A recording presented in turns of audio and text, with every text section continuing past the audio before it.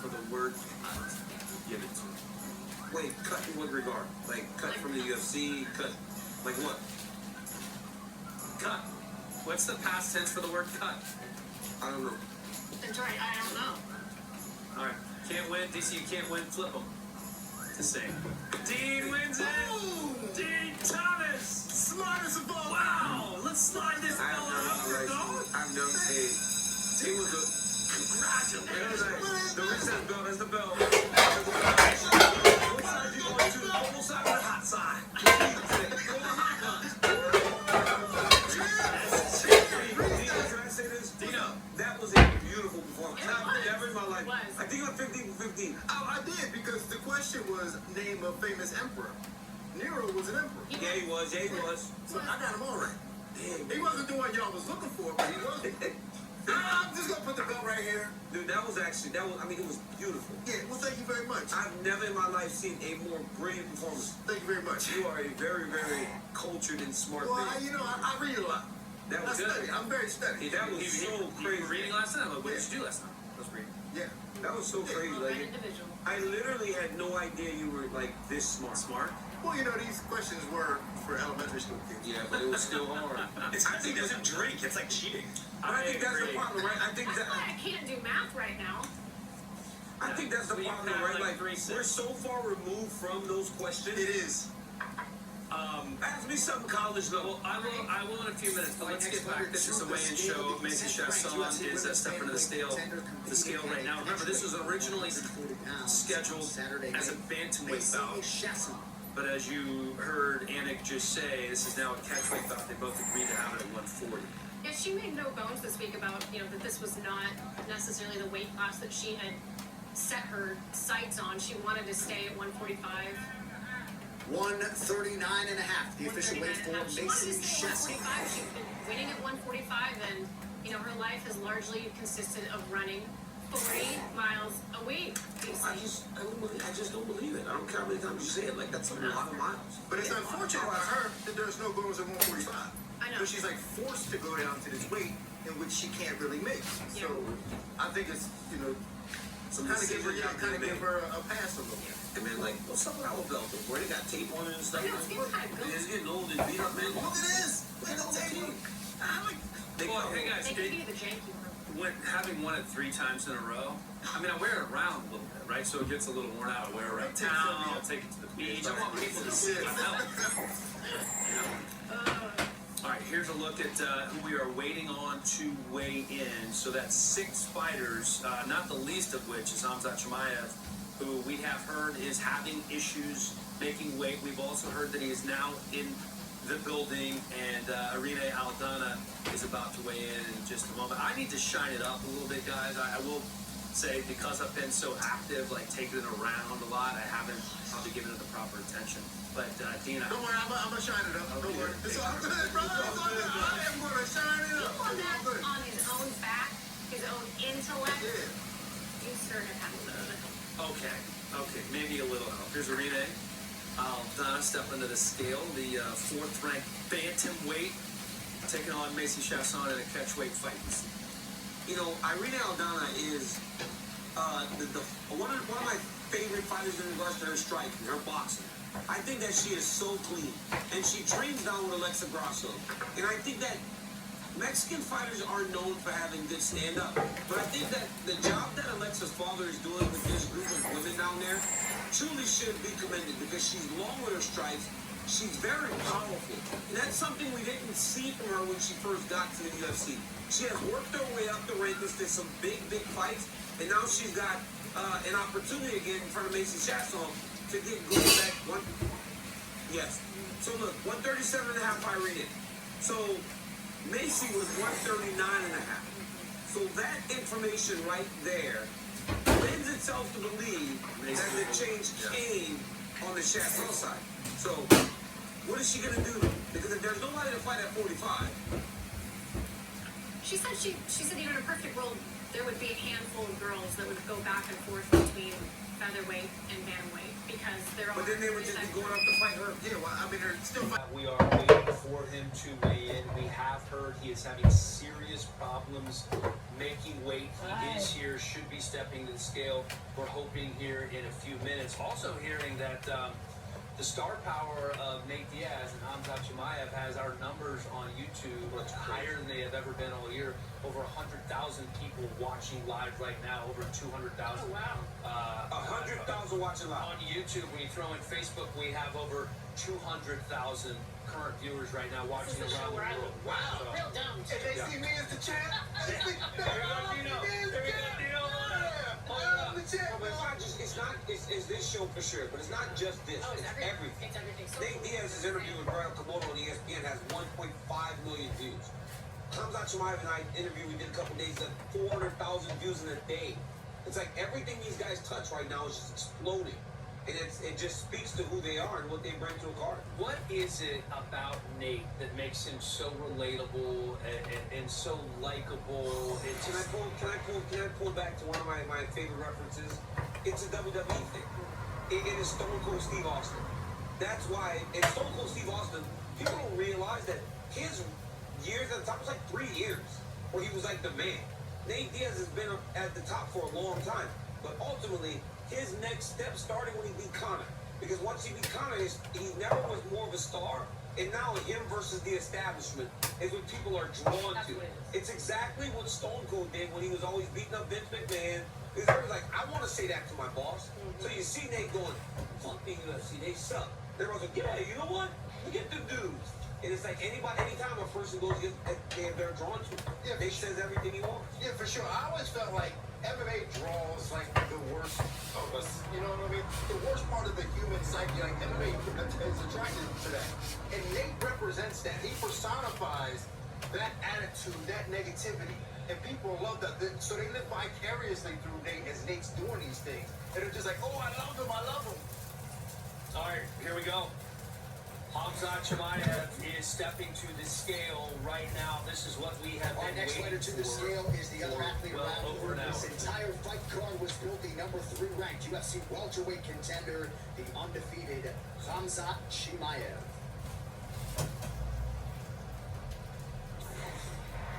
I think he's gonna make weight, but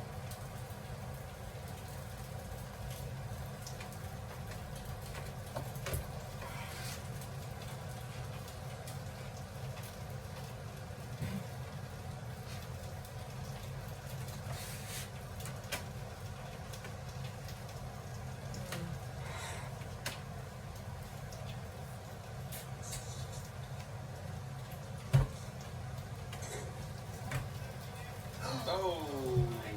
178 and a half, the official weight for Hamzat Chimaev. What? How do you miss that badly, DC? 178 and a half? And he's kind of smiling, hey, no big deal. It doesn't even look like he's that drawn out, honestly. It doesn't look like he's drawn out. It does not look like he's that drawn out. I don't know how you missed by that much. It's 8 pounds. It's 8 pounds. That's massive. This is the biggest moment of his career. One step away, maybe 1.5 steps away from a title shot, and you miss. How do you miss by 8 pounds?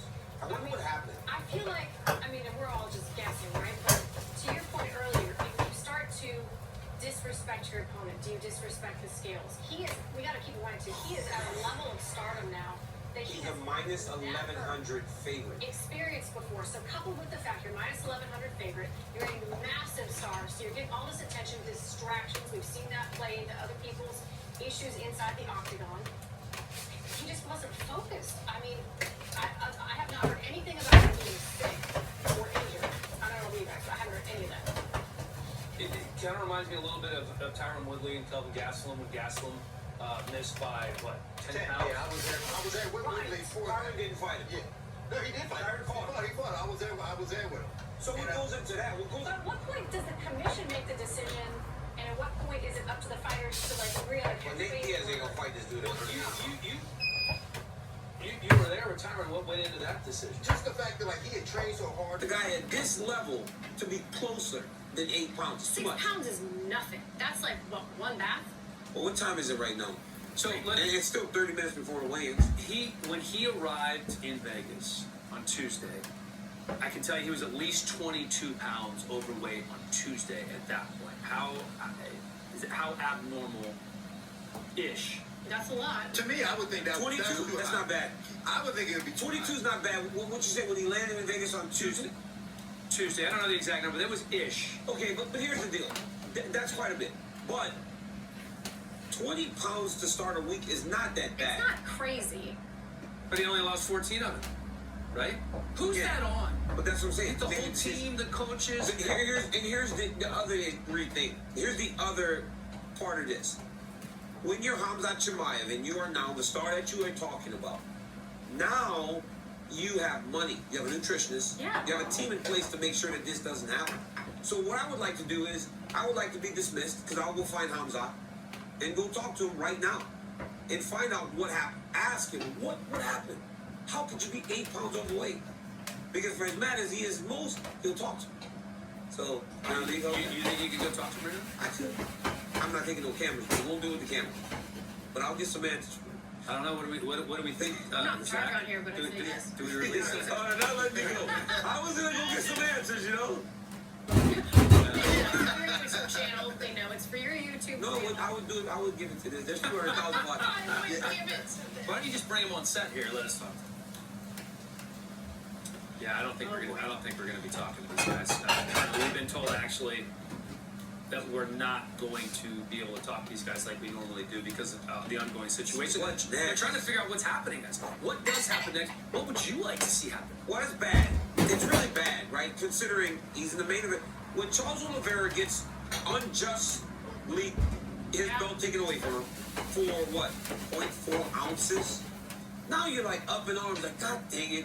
Can't believe they did it to Oliveira. That's not fair. 8 pounds.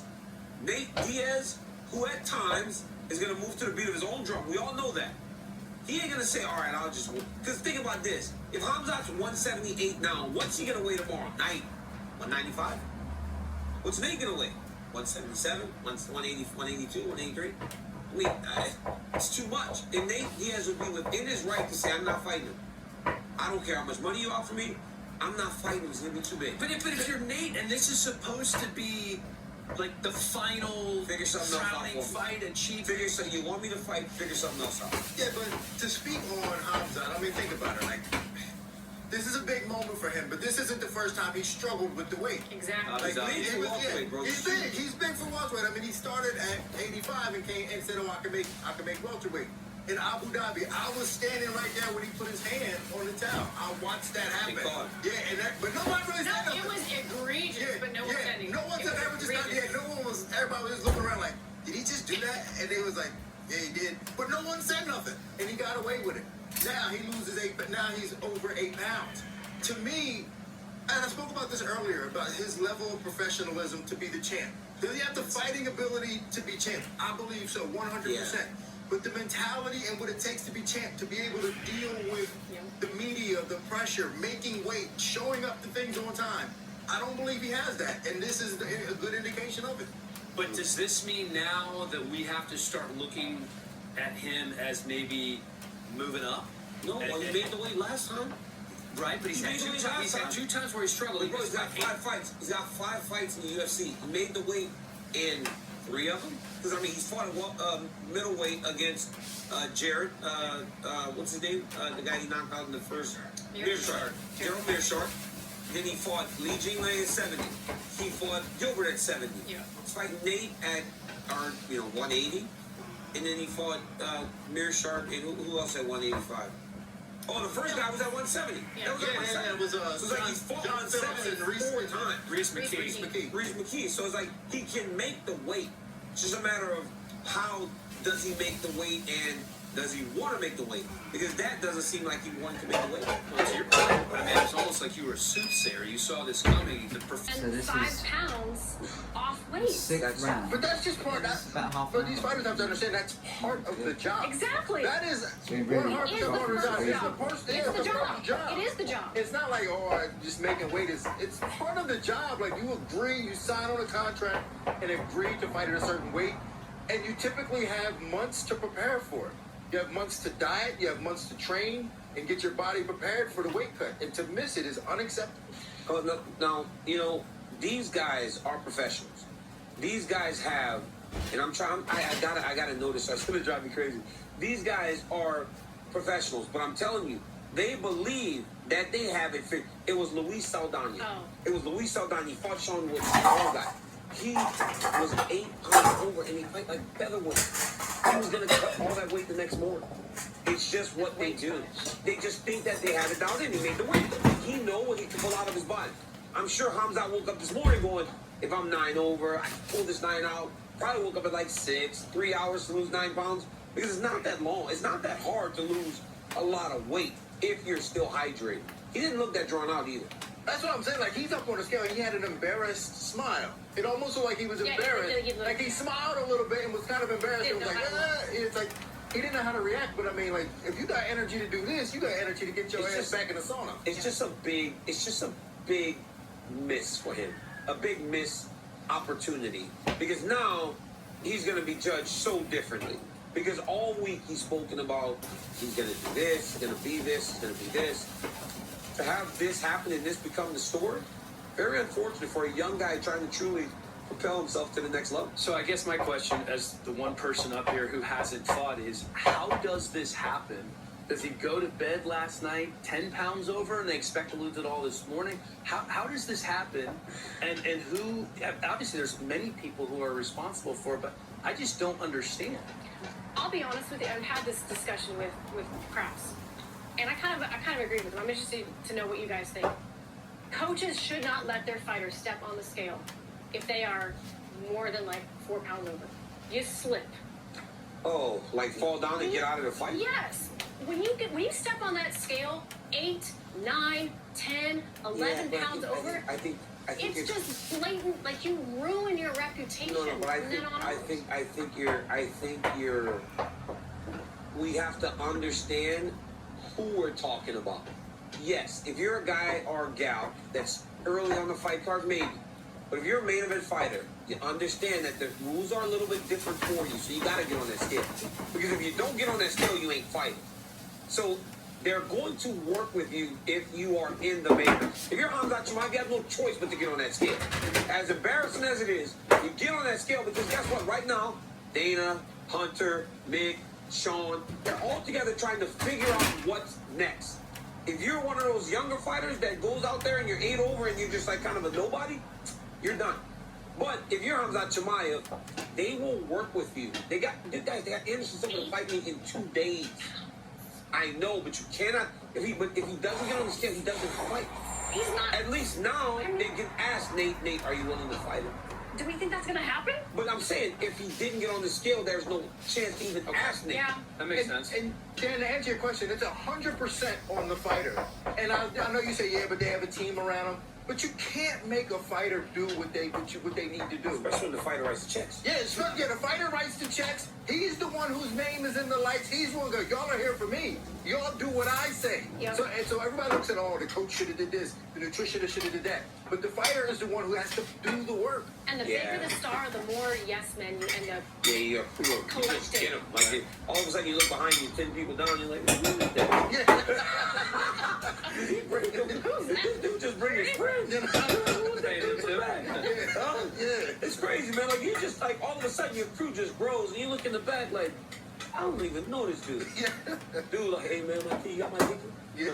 I don't know you, man. I remember you telling me how much money you would spend on tickets for your big